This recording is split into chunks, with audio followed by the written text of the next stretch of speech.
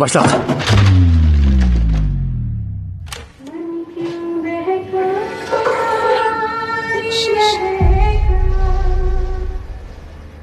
Şokoladni yaxshi ko'ramsan. Menga beramsan? Albatta, bolam. Sana beraman.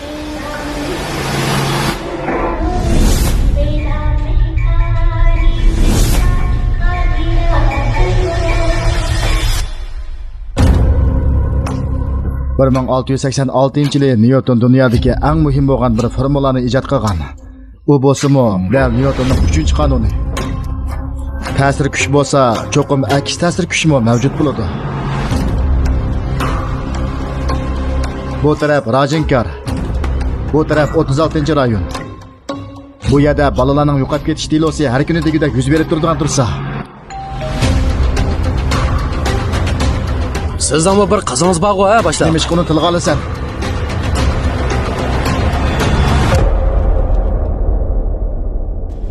Men ama yezda 6 yoshga kirgan qizim bor. Men uningdan ansirab qolaman. Yo'qolib ketganlarning dardini ular o'zlari biladi-da. U nega ketdi?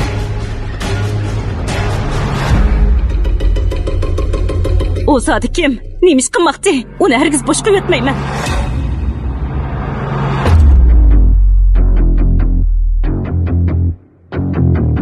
Mening vaqtim ko'p emas, Başla.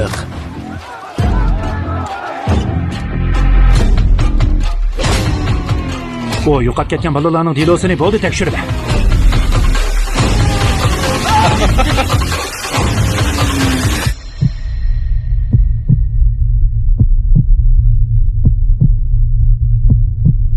Ben suallarga javob beryapman-ku. Bir-birlab so'ramamsizlar.